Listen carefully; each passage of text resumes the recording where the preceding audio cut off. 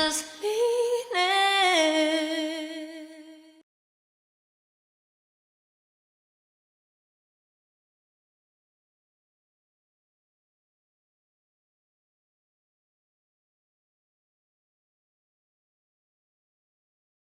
Hey guys, it is creamy Dijon chicken day. So grab your chicken breasts or your chicken thighs like I have, and let's get ready to make an elegant, delicious, healthy meal.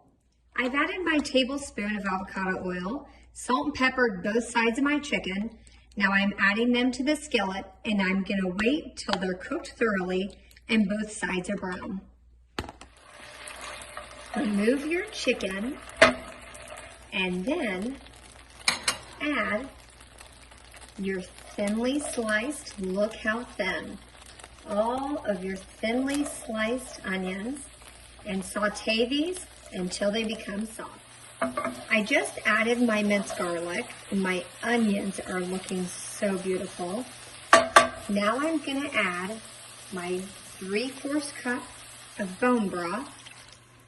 I'm also gonna add the teaspoon of chicken seasoning, and I'm gonna stir this in and let it cook for just a few minutes. Now let's have some fun.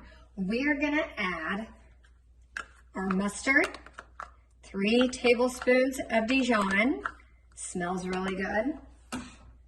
We're also gonna add our lemon, and something I've never used before, so I'm super excited to use it, is, let me show you, the coconut cream. I actually had to ask where this was because I never used it. It's in the baking aisle. Oh my goodness, can hardly wait. So we're adding 1/4 cup of the coconut cream. We're also gonna add a little bit of monk fruit.